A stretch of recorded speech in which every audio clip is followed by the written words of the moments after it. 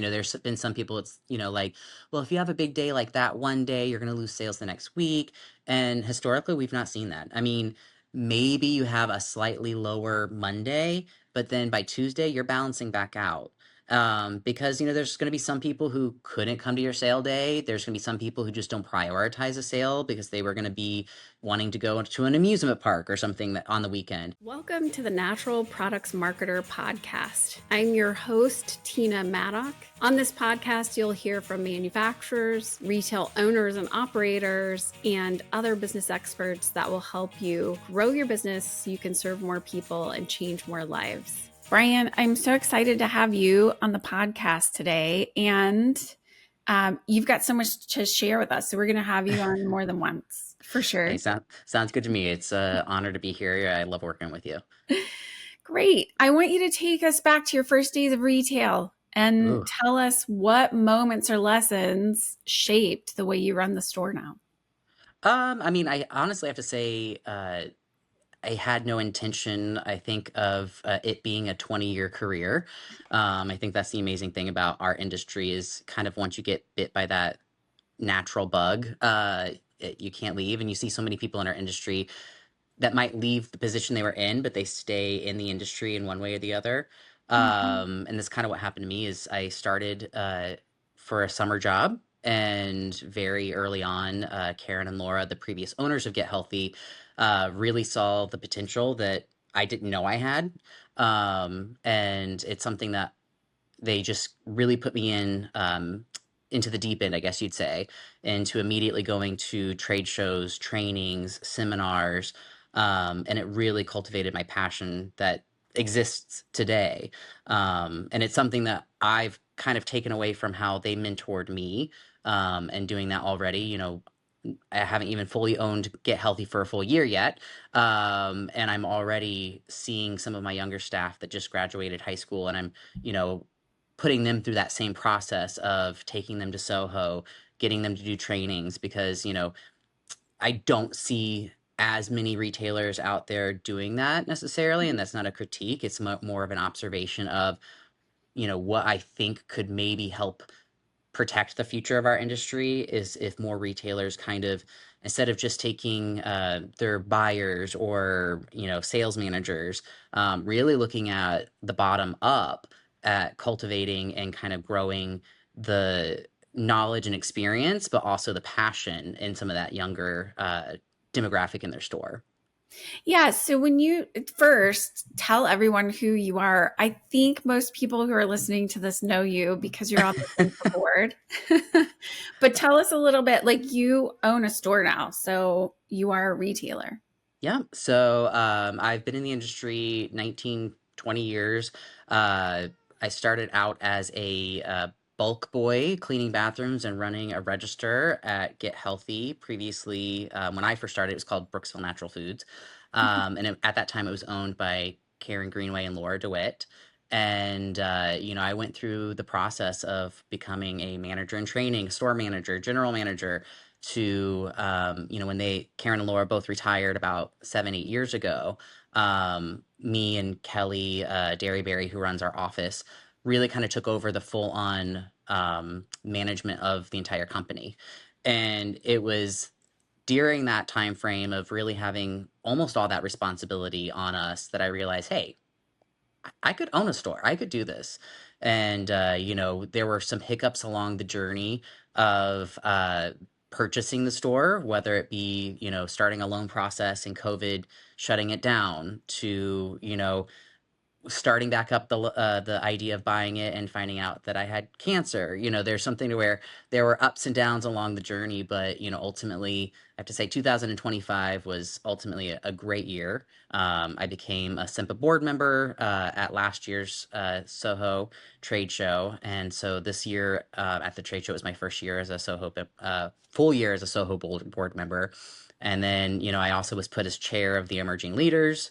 So I think Jeff, the president, and Deborah saw my passion for making sure we find that younger generation within our industry on both sides of, retail, manufacturing, brokerage, and then, owning my own store. So I'm doing a lot, but I love it, and I feel like if I didn't have such a passion for our industry, I wouldn't be so deeply involved in many aspects of it.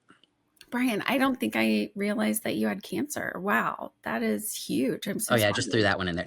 You totally uh, did. You sneaked it in. yeah, no, it was 2023, 2024 was a little bit of a hiccup year. And certainly we have our moments during that time frame of why me. But I was raised to kind of look at the bright side and the silver lining, and ultimately I might have been very well versed in nutrition, but it made me dive even deeper into that particular subject.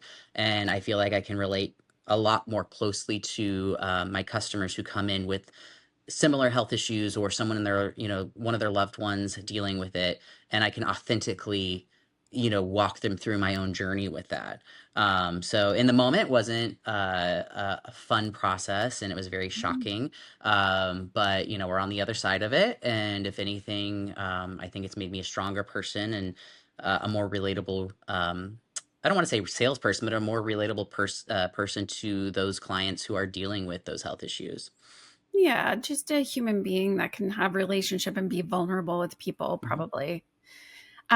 Well, there is something about you, Brian, that's just a little bit magnetic. And I want to go back to the story of the previous owners seeing something in you.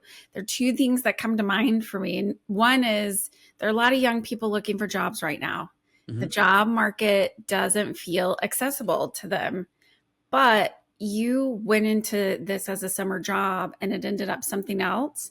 And I always talk about that. Like, I didn't, my first job was not where I landed, but it was a door into an opportunity that gave me more opportunity and more opportunity. And so if there are any young people out there who are listening to that, first of all, this retail business is something to look into, Mhm. especially if you like people and you like helping people, and you have some ideas around being healthy, and you'd like to know a little bit more about natural products as it relates to that. So I think there's a lot of opportunity in this industry for younger people to come in right now. Oh, 100%. And I think, starting at a store level is a great opportunity to open the door to any position within the industry. Mhm. In the career that I've had, I had multiple job opportunities offered to me, from, working for a brokerage to Mm. a vitamin company, a territory like sales manager type aspect, because, people would come in from different sides of the industry into the store that I was managing, and seeing what I had to offer. So, I stuck it out. I think I saw the bigger picture, and maybe there was a sense of comfort knowing that I was good at what I did, and a slight fear of jumping into something different. But ultimately, whatever journey I did choose worked out to where I wanted to be in life. But, I've kind of said that to other younger people when they're like, well, I don't know if I want to work in the store long term. That's okay. It's such Yeah. the great thing about our industry is it is so very close knit. And especially if you go to these trade shows, that Mhm. ultimately you'll find that right position, you'll find something that works for what you're looking for. But I mean, you may not know where to start. But most towns have a local health food store, and Mhm. that kind of can be that first step. Or if you're a young person watching this, and you already work at a health food store, maybe you're feeling like, I don't know if I love the industry, but I don't know if I want to be in a store for the next 10 years. There are growth opportunities within the industry itself, and we need it across the industry. Yeah, there's so many people, retailers that come to us and say, "Hey, I'm looking for my next store operator Mhm. or store manager. Do you know anyone?" So I know there are jobs and careers out there that are here, and you start somewhere, and you show up, and you do a great job, and then you can. There are so many opportunities even outside of it. This is such a relationship business. Oh, 100%. And I think it's one of those things too where I'm not taking away from all the experienced talent out there. I mean, there's people Mhm. who, they're master herbalist, they are, certified, they can do consultations with people. It's something to where there's all of that, but don't forget to look at what's within your own store that you might be overlooking in the sense of your potential management. Sometimes I have found in my experience, taking time to cultivate, train, and really develop a talent that you might kind of be like, oh, that's Susie. She's just after school on, after high school, she does bulk. I go back to that because I've worked with personalities that came from other stores. They were managers, and when they come into your store, they have a very set mind frame of how they previously did things. And that can be great. Shaking things up at your store can be amazing because it might shine a light on things that you thought you did well and maybe you do, but maybe could be doing better, or Mhm. things that you fail out that this person could do. But I've also found with that experience, sometimes it can be a little bit of that um, difficulty of personalities because, I was managing people at when I was 18, 19, 20, and they were in their 50s or 60s, and I never try to disregard their experience, but ultimately I had a job to do, and sometimes it didn't always work out personality wise. But when you're a store owner or a store manager, you can sometimes look at that younger talent and kind of cultivating it, because each store has their own way of doing things. Yep. And if that works for your town, if that works for your individual store, sometimes you don't necessarily want that outside coming in and trying to make it a big store experience. So I think you have to look at it at both sides, is take a little bit of this outside your store experience and utilize the good things that can help grow your store, but also Mhm. maybe look at that in your own store, ex- you know, kind of overlooking this younger group of people because you don't know where they're going to invest. It's just for a school job. They're going to go to college. They're not going to stick around. But maybe if you put a little more energy into them and growing them, that could be your next successor. Yeah, so you had a lot of education and opportunities for growth Mhm. whenever you were in the store, and that kept you there and made you even more passionate about the position. Is that right? Oh, for sure. I mean, I think that's the big thing is I always love going to, trade shows and seeing it's almost like a family reunion every year. The only downside of that is sometimes you only see the exact same people over and over again. And that's wonderful. It's great. You love to hear how their stores are doing. But at the end of the day, when you don't see them bring in, maybe not every store has that younger person that's even interested, but you don't see a lot of the stores bringing in their young talent. And I really feel like that's one thing that's lacking in our industry, kind of on all sides, is, taking a chance. It's an investment in my mind. I know it's a cost. You got to look at your bottom line. You got to look at how much it costs to buy an airplane ticket and hotel rooms and all of that. But really, I look at it as an investment. And this particular year at Soho, I brought my two youngest employees, my two newest employees, and I don't know if they're going to stick with me over a year. I don't know if they're going to be with me for 5 years, but for me, it's an investment because I know after I left even my first Soho, but I feel like every Soho, I leave more passionate and inspired. And, you learn so much that you don't learn in your store necessarily because you're just there for 2 days, or, sometimes it's a 1 day trade show, but you're just immersed in our world, that I feel like you just come out stronger and more passionate. Yeah, I always say that the retailers learn the most from the other retailers that are there. Hmm. And if you never take the time to get a minute to have conversation and build relationships with other retailers, it can feel very lonely out there. Hmm. And you do start to work in a silo where you can run out of ideas that are, you can get some fresh ideas and someone who's already experienced the pain that you're experiencing and the ways that they've overcome it just to generate, okay, what's next for us? Well, I'm not just saying this because I'm on your podcast, but that's one thing I've always enjoyed about when you put on a presentation at some of these workshops and trade shows is, you like to take a step back and be like, okay, what's something you're dealing with? Let's talk about it in this room. Let's have a workshop. How would and I love how you kind of engage the crowd. You come with a, hey, this is my experience, but what are you experiencing and how can we solve that? And I think that's a huge thing right now. In all the years I've been doing this, I feel like there was maybe a little bit of a sense of, oh, that's a competitive health food store. My stores are here in Florida, and I'm fortunate enough not to have a crazy amount of competition. But there was always a sense of, oh, if they're a town away, that's like competition. As I've kind of flipped the script on that a bit, and I've said we are only going to be able to protect our industry and protect the independents if we're in this together. And Yeah. sure, maybe Mrs. Jones lives between our two stores and she shares a little love between both of us. That's okay. You know what? She comes to me for a reason. She comes to you for a reason. we don't need to look at that as we're the Hatfields and the McCoys and, we've drawn a line in the sand. We're stronger together. If I'm out of something, maybe I should call that other store and say, hey, do you happen to have something? Because they're probably going to do the same thing. Mhm. And I feel like collectively as independent stores, we should be ready to share some conversations and share things that are working for us or ask about some hiccups and issues that we're dealing with, whether it be ordering, sometimes only by voicing together to a manufacturer of, hey, why does Sprouts have this and we don't have it? Or hey, why does Whole Foods or Amazon have a product but it says out of stock when I try to order it? When we are a collective unit, we're much stronger. So much stronger, and people start to listen. Hmm. You have more, and I hate to call it power, but there's more influence whenever everyone starts to work together A hundred toward the percent. same goal. And look, we just saw with with SENPA that they were in Washington, D.C. Think of Yes. all the good work that was happening there whenever Collectively. everyone was coming together to do something. Yeah. Yeah. And So, that's why yeah. that's Makes a why, huge difference. even by no means do I feel like I'm some type of a social media guru. There's still so much that we all could be doing, but it's something to where I feel like at least as a company, as a store, we've kind of gotten out of that like mundane, well, I'll send an e-blast out once a week and I'll, put a sales flyer on our Facebook because, some stores just don't know how to use social media, or Mhm. other stores think that their demographic isn't going to be digitally minded. But we have to realize that a lot of our shoppers who aren't digitally minded are aging out.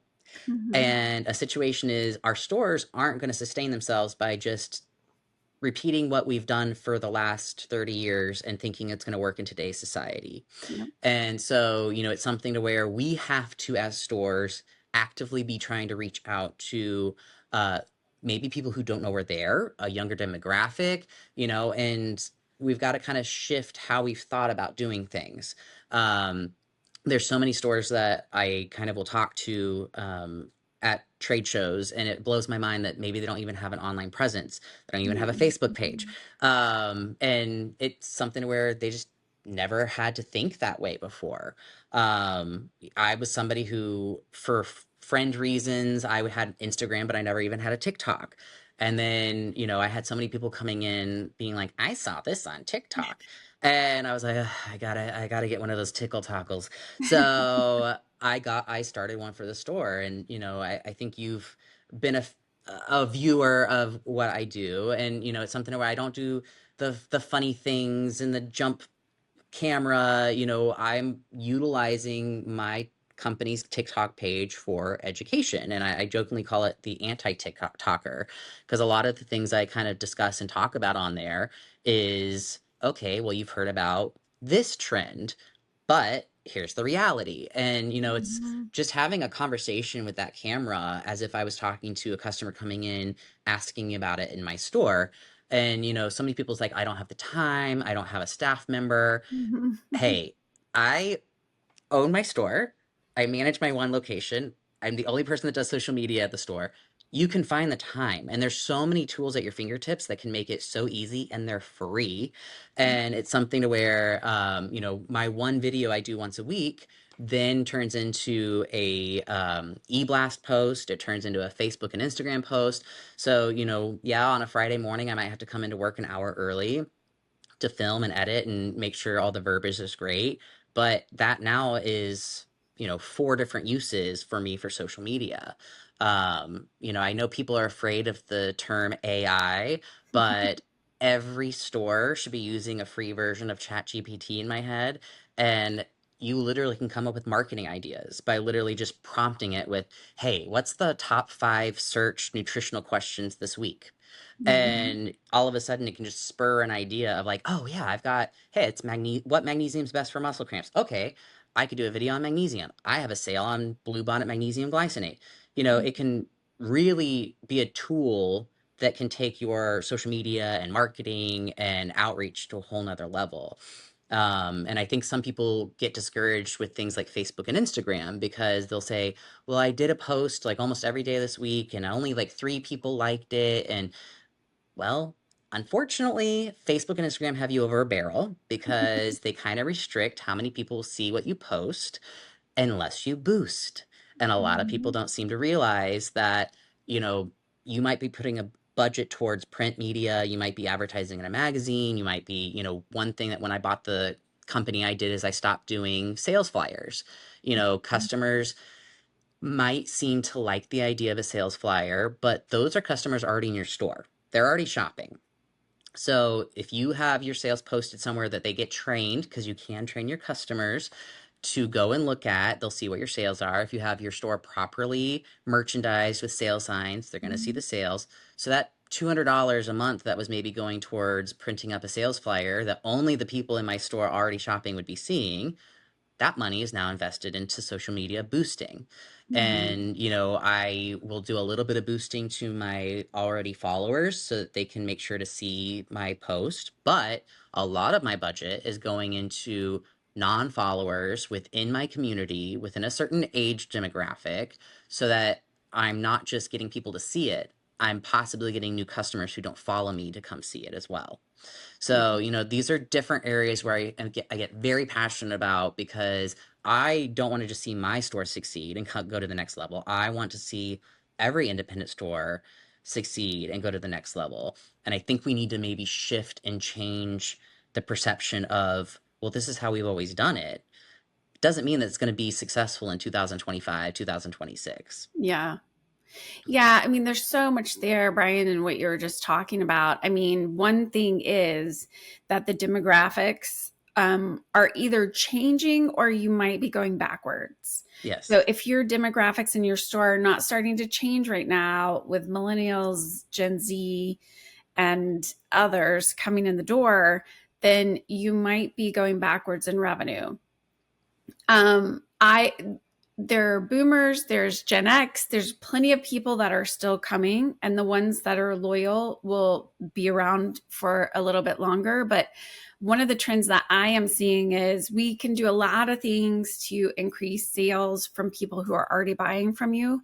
But if you're not getting new customers in the store, you will probably be going backwards on the revenue needle, Hmm. or at least you'll be underperforming what the market is performing, the way the market's performing right now. And I'll tell you that these younger generations are interested. They're just not sure that you're there.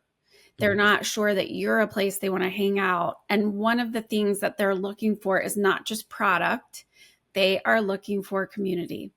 Hmm. We've said this before because I think all of us feel that way. Like after COVID, there was an opportunity for people to get reconnected by coming to your store with events and education and things that were happening there.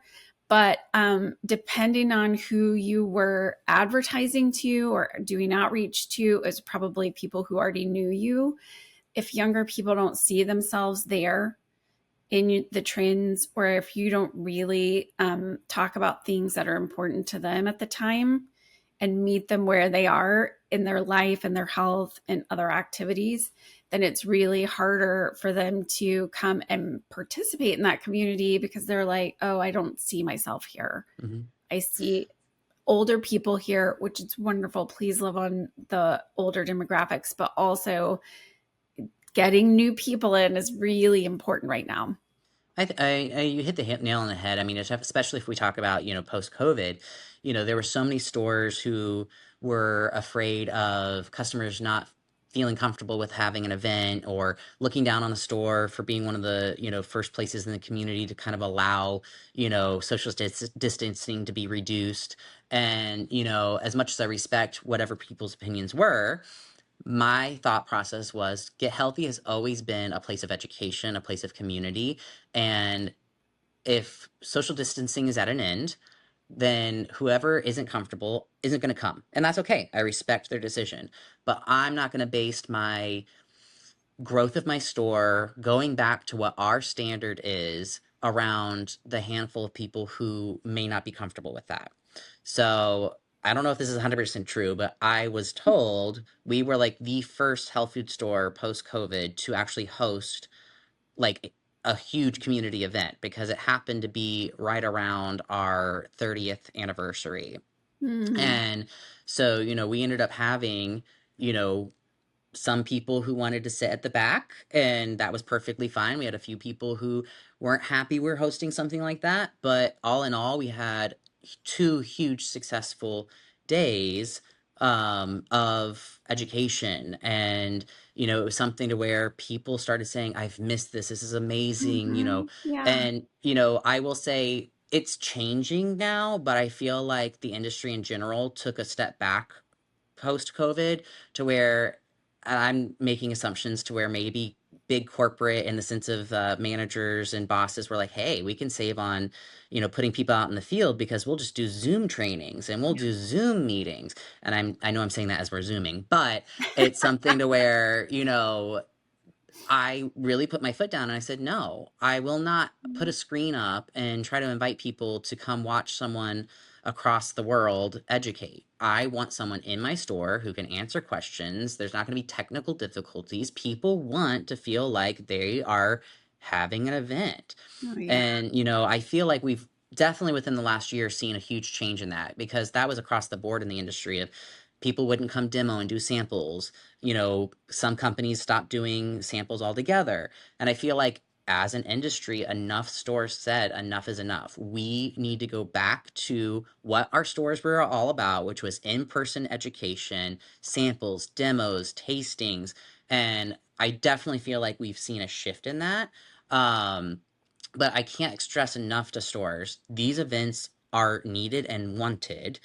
Even if you don't think your customers are looking for it, they are. Mhm. And no matter where your store is located, the answer is always no if you don't ask. You Yeah. know, it's something to where I might live in Tampa. My stores are I have two stores an hour north. They're not huge towns, but we can always successfully have an event. And brands now know if Get Healthy's hosting an event, it's going to be successful.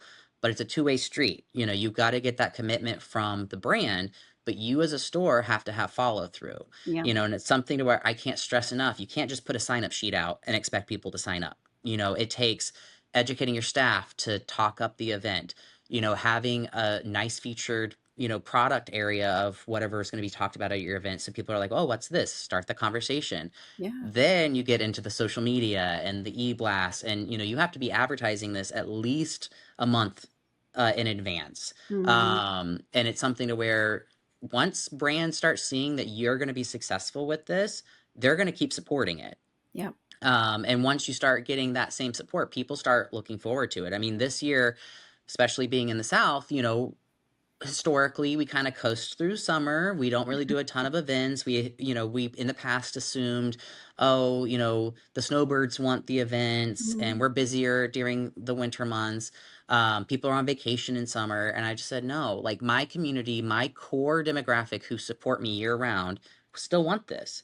So almost every single month this summer, we had some type of event in store, and people just were ecstatic about it. Mhm. And one thing that I didn't realize would be such a hot conversation, but I guess I have a few stores that follow my social media, was our Christmas in July event. Yeah. And, sometimes it's not always, maybe you can't secure someone to come do an education, but you can definitely still find ways to, have hype and fun and, uh, something exciting happening at your store.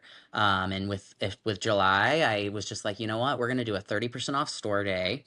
Some retailers said I was crazy because they're like, "You're giving Yeah. away your margin," and I said, "No."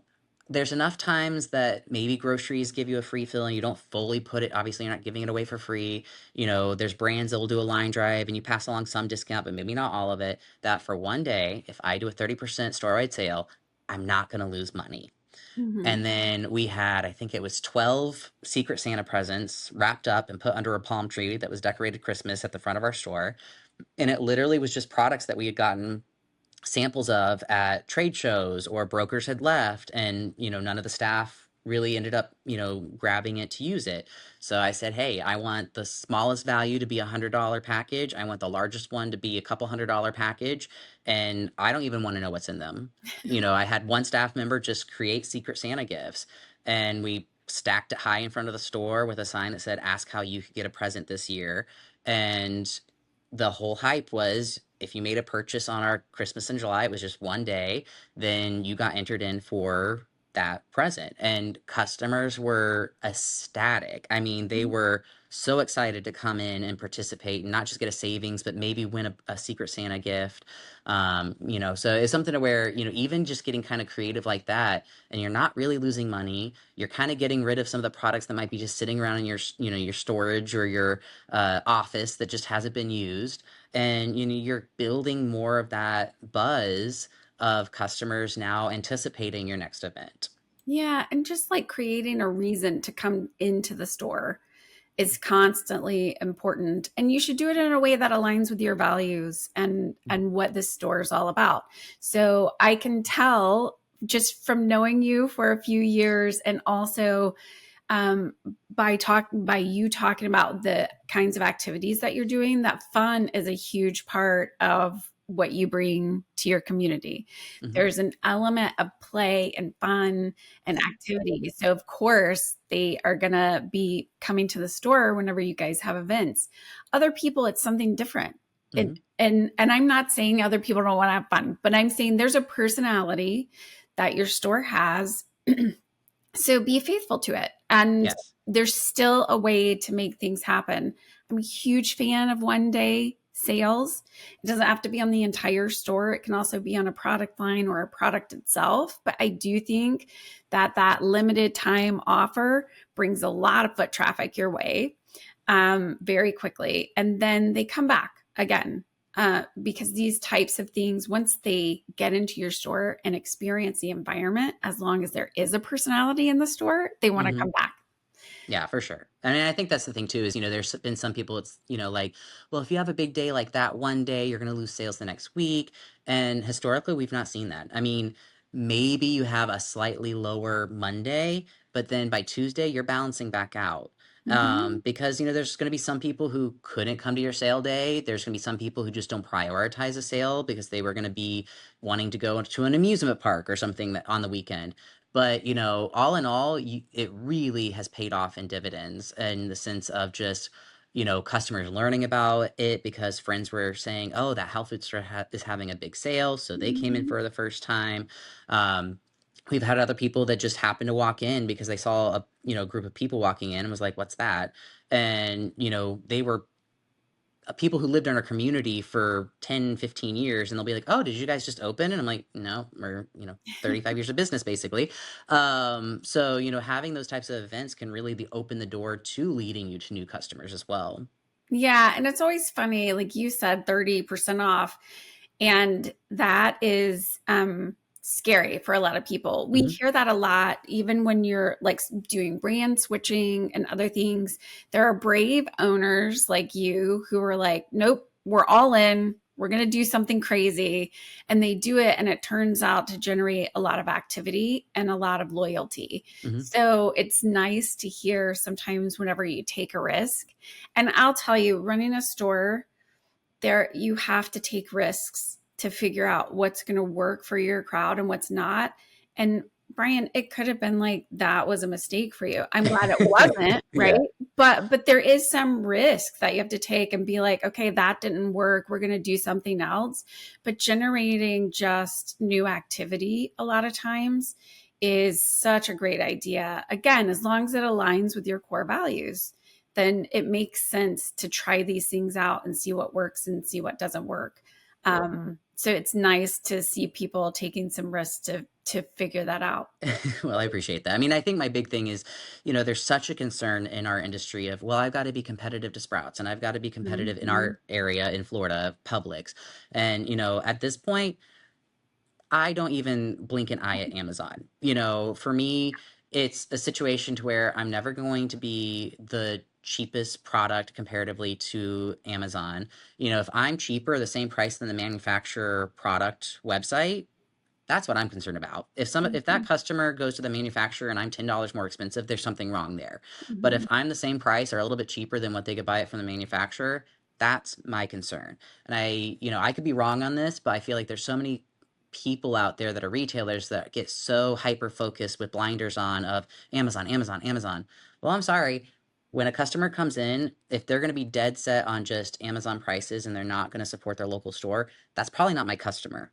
Yeah. And I am all, I might be wrong in saying this too, but I'm all about telling a customer like, no, you're not right. I feel like Mhm. I feel like that retailer motto of customers are always right isn't correct, and I feel like I've gotten more loyal customers by stopping them from buying something that they came in because it was trendy or TikToky or Amazon had it for a good price, and actually taking 30 minutes with them and educating them on why that's not what they're looking for. And, I've seen in so even just as a whenever I go to a new town, I love stopping into a health food store. I'm a health food nerd, and it's like they find me. I just turn a corner and they're there. And, I'll stop in and I'll just kind of overhear and somebody be like, "Hey, I saw this online. Do you have it?" And, some retailers might just be like, "No, we don't carry that." And then the customer walks out. You know, I'm, I've tried to train. I would hope that while I'm not at the store right now, my staff are doing what I've trained them to do, which is no, that's not a brand that meets our quality expectations, but do you know what you were trying to use it for? Mhm. And really kind of engage in a conversation. And I've had countless customers who maybe at first didn't like being told they were not, you know, we didn't carry what they were looking for. But when they stopped and heard the knowledge that our staff have at Get Healthy and our passion behind why we carry the products that we carry, it makes them at least 9 times out of 10 give what we are, suggesting a try, and because we do carry such quality products and they get the results they're looking for, they come back. Mhm. And, I just had a lady this week, stop in and she's like, "Oh, thank God you're here. I'm so glad you're here." I'm like, "Oh, thank you." And she's like, "No," she's like, "I now, whatever you tell me to buy, I will buy it." She's just like, "The first time I came in, I didn't know if I was going to come back because, you were very opinionated about what I was going to buy." I'm like, "I'm sorry." And she's like, "No, now I'm glad you stopped me." She's like, "Cause she's like, what I got from you worked. What my friend got from the article we read didn't." She's like, "And I said you should have gone to the health food store." And I was just like, "That's what I do. Why I do what I do." I always try to do it with some grace and tact, but it's okay to tell a customer that they're not getting the right product. And because I don't try to necessarily compete with the Amazon pricing, and I'm not trying to carry every single TikTok product out there, and I'm willing to stand on the education to our customers, it allows me to price my store strategically with groceries. And maybe I'm not making the margins on groceries that stores 20 years ago did, but Mhm. that's okay. For me, groceries in my store are kind of a added bonus to customer coming and purchasing.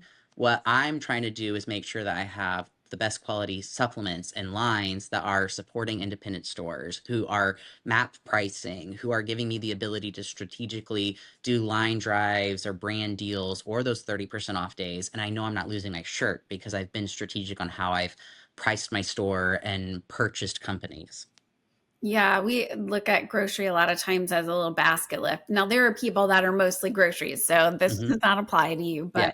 but for the supplement heavy lines, groceries are a really nice basket lift. Yeah. So you can get the bigger averages there. But you were talking about TikTok a little bit earlier, and this is this whole conversation of people coming into your store.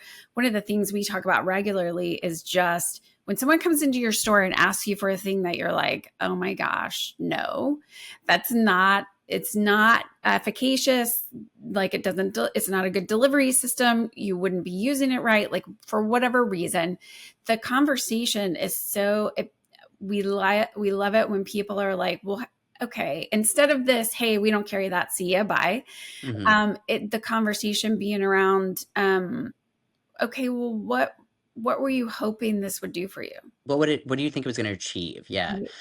And Yes. then And it's, you guys have so many products and ways to yes. help people that are looking to achieve a specific goal. Why not try to help them solve their problem in a different way and then educate them around why this versus that?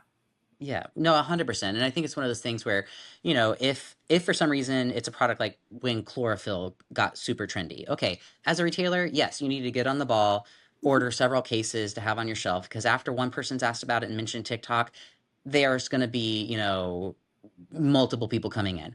But, when it's more of these niche items, that you're like, you know what? I'll use methylene blue, for example. Mhm. Wasn't really something we actively carried before TikTok.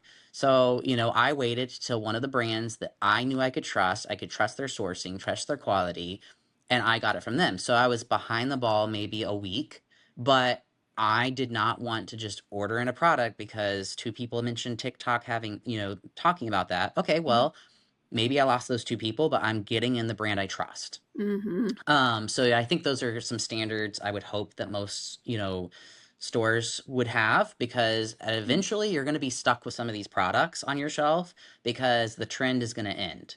And then, on top of that, yes, 100% having these conversations. And I think that's why I do the videos that I do on TikTok, is because I want to be able to maybe even give people a chance to educate themselves before they go and buy something. Mhm. Maybe they've been searching this trendy term. I think one of the ones obviously that was super hot for a minute was parasite cleansing. Mhm. Well, there was somebody that came in, actually had several people come in, that was saying, oh, all you need to do is charcoal and I think it was a distilled water. It was distilled water and charcoal, and you were going to cleanse. I'm sorry, no. Like, one, charcoal should not be taken every day long term. And two, distilled water eventually can demineralize you. So it was something where I'm like, I've got to talk about this. Mhm. And it really started people to have, at least the conversation of maybe there's a different answer out there. I've now started getting, I guess, enough views that people are kind of maybe not leaving comments in the video, but they're DMing me. And, I had someone ask specifically about the Sleepy Girl cocktail. And the whole concept is, cherry juice and magnesium powder mixed with like a prebiotic soda.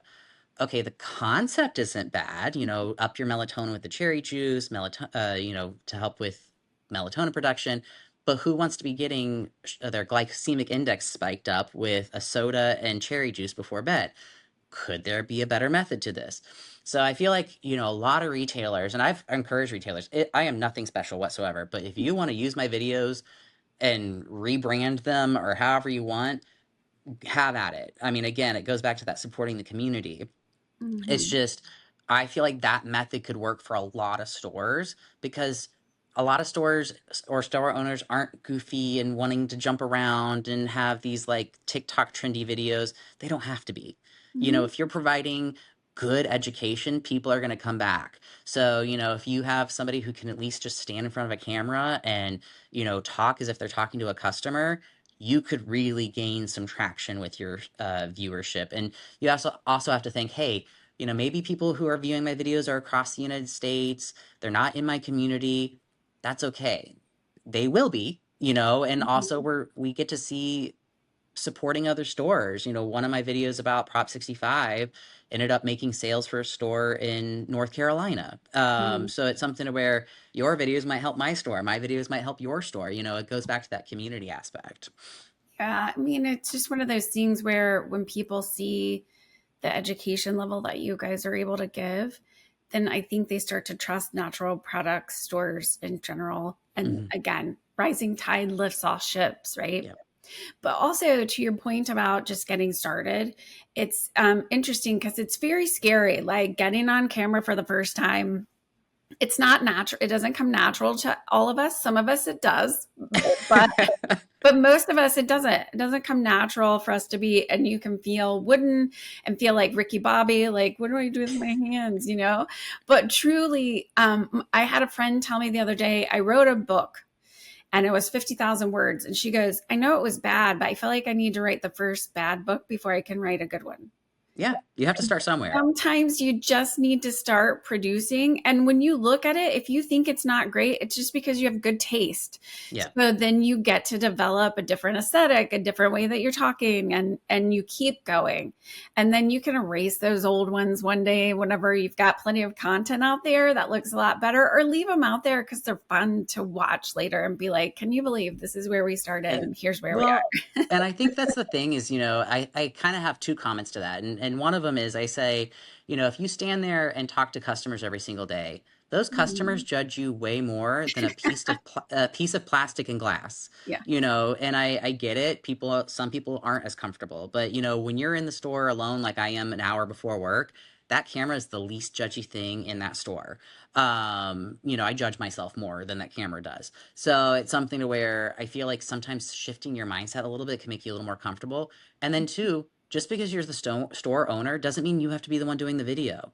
If Yeah. there's someone in your store who's just naturally charismatic and, has an ease about them, you can feed them lines. Yeah. You can give them, maybe they're not the most educated person in the room, but if they're willing to, kind of become a little bit of the face, and the personality, that's okay. I'm in a situation where that kind of was thrown in my lap before I was the owner because no one in the store likes their picture even taken, Yeah.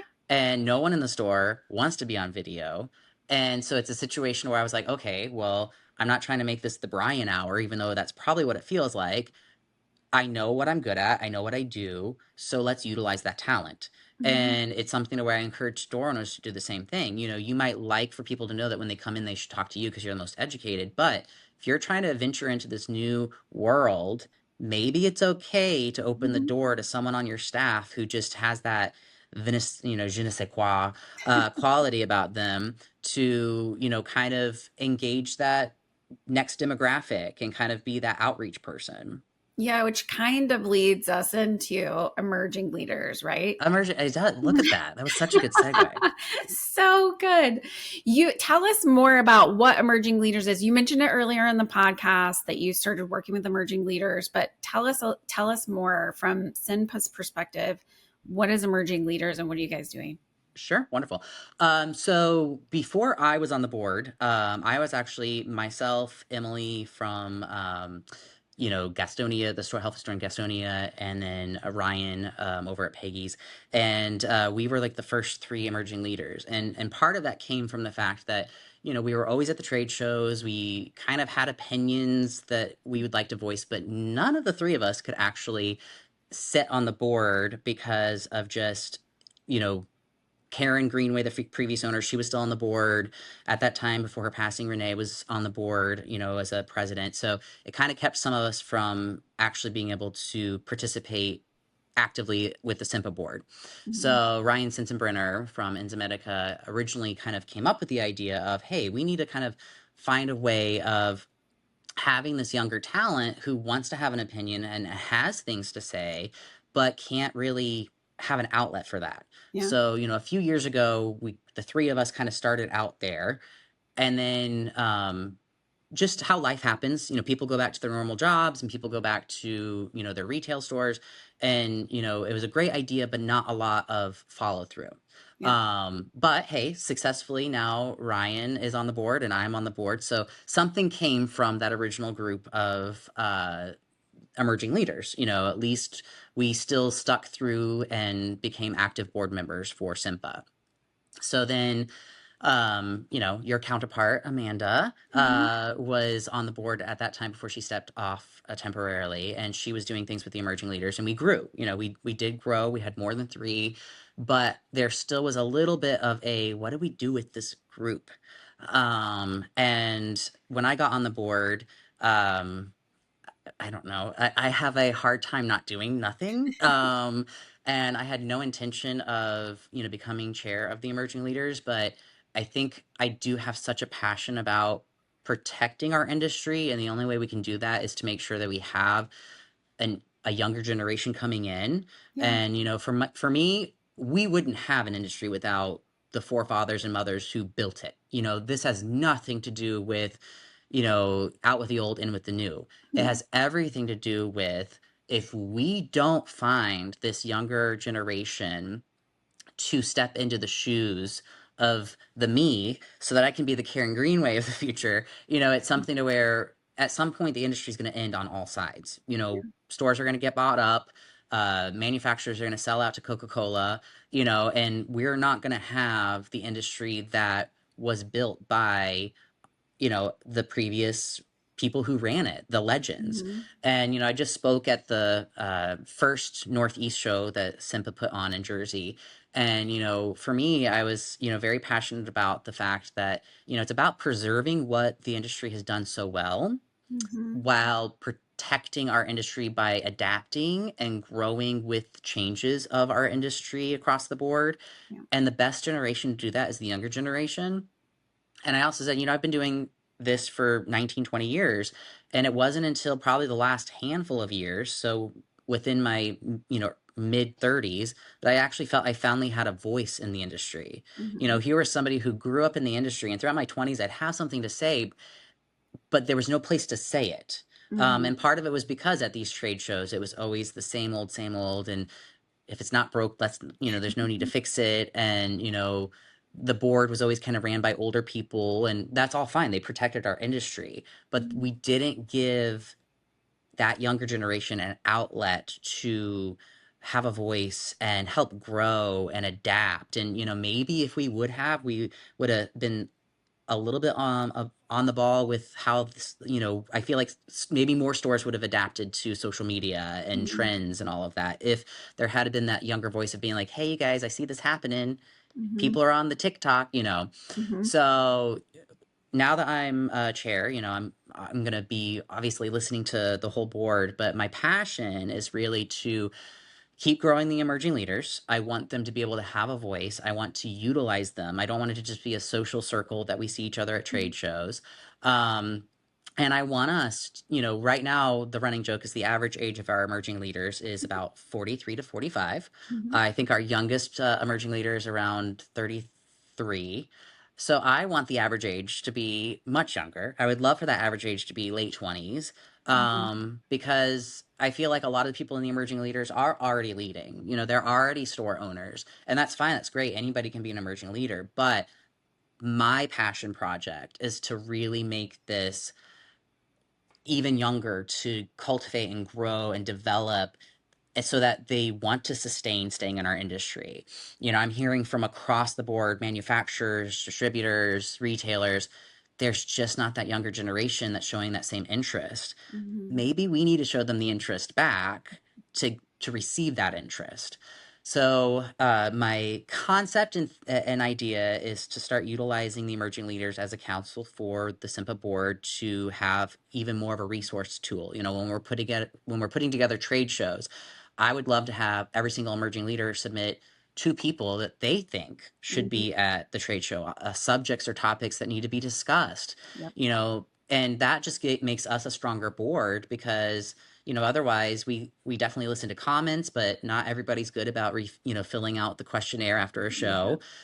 So sometimes you've got the board sitting around being like, well, this is a good idea, I think. Right. And for me, I'm like, let's put these emerging leaders to work. It's Mm-hmm. not something to where it's not like working another job. It's not any extra commitment really, other than the fact that when I email you, you would hopefully answer them back. Right.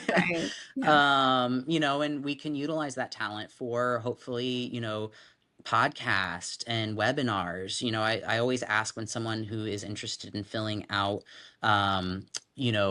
the application, and it sounds like we're like exclusive, but we want to make sure that we don't have one store having five emerging leaders, when we really want to make sure that across the board, everyone gets a chance to submit someone to be an emerging leader. We don't want one company dominating the emerging leaders, when we want multiple companies from all sides to have an emerging leader. So we do have an application process, and I always ask, we don't need to have your full medical history and all of that. What we're looking for is, what are your interests? Obviously an emerging leader who's super passionate about advocacy and protecting our rights to sell vitamins isn't probably going to want to be doing a social media podcast, Mm-hmm. versus someone who might be really amazing at education and sales might not want to do one on, again, social media. It's about putting the right people in the right place to utilize those talents. And I'm sure there's going to be some cross, Mm-hmm. expertise across the board. But, we have jokes, Ryan.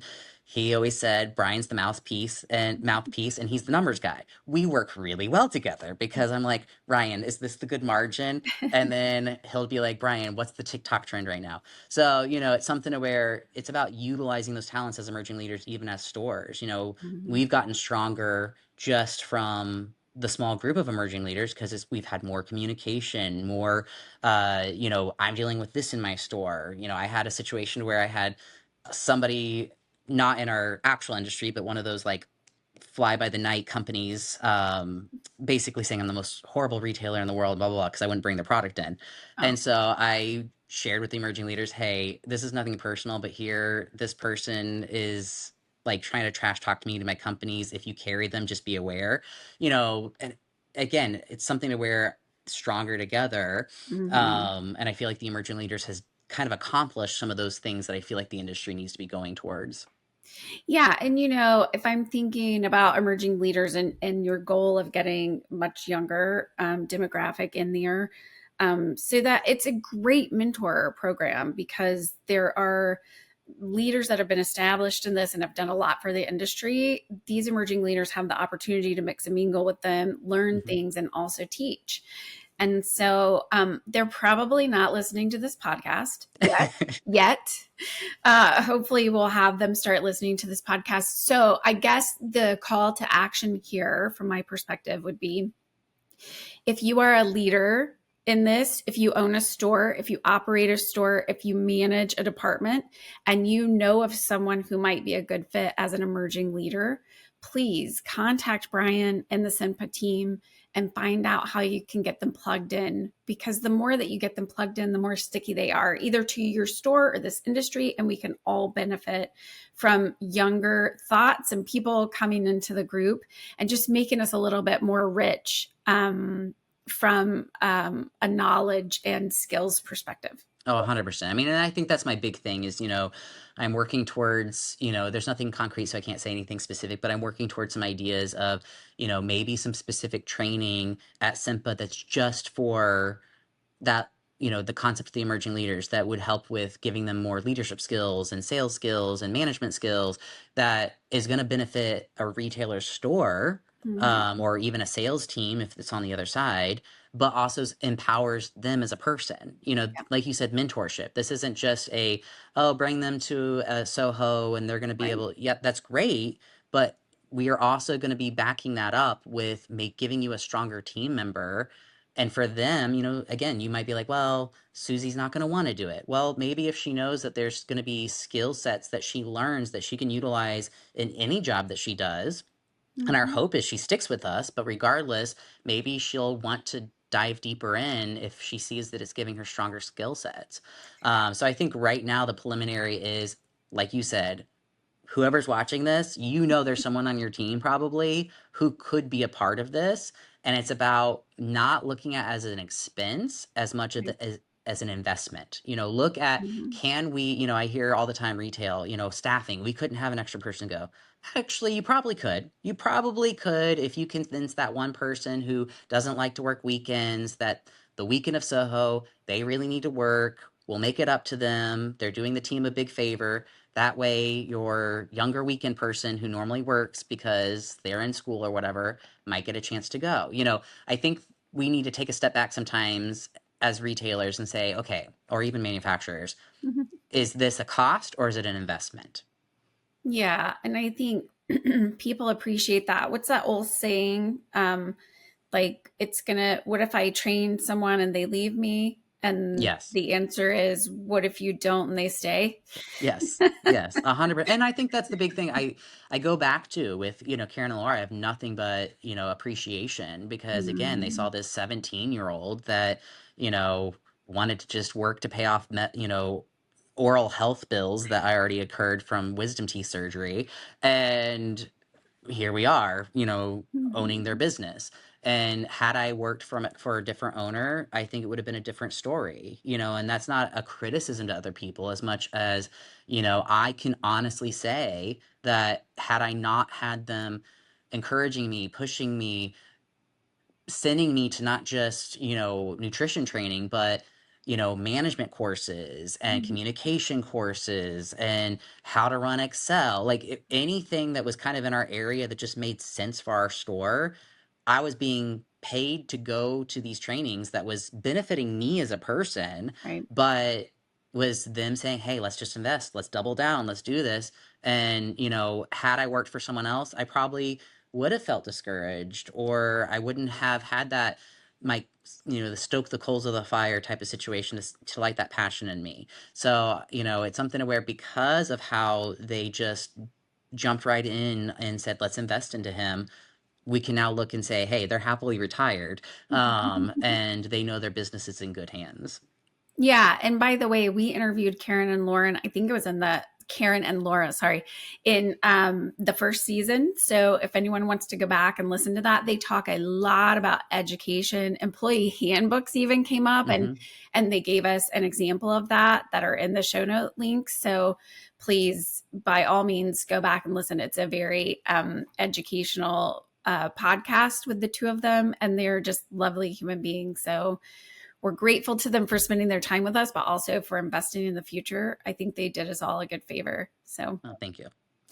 well, Brian, this has been so fun. Obviously, our time's at an end. You and I could keep talking for a Oh, I long know. time. Sure. So we'll have you back for sure. But this has just been such a treat. And I love the optimism, and also just the call to keep investing in the future, both in our customers and in our employees, and be able to attract the right people to the stores so that this industry continues to thrive. Oh, for So I sure. appreciate all your insight on that. Well, thank you so much, and I look forward to the next time. Thank you so much for joining us for the latest episode of the Natural Products Marketer podcast, where we're here to help you grow your business so you can serve more people and change more lives. If you have any questions that have come up during this episode or others, or there's just a retail challenge that you're facing today, I would love for you to reach out to us at info@naturalproductsmarketer.com. We're here to answer questions. But most of all, if you have a question, then another retailer probably also has that question. So we can bring experts onto the podcast to give you the information that you really need. And if you liked what you heard, give us a thumbs up or give us a review on YouTube, Spotify, Apple Podcasts, or wherever you're listening today. All right. It was great to see you.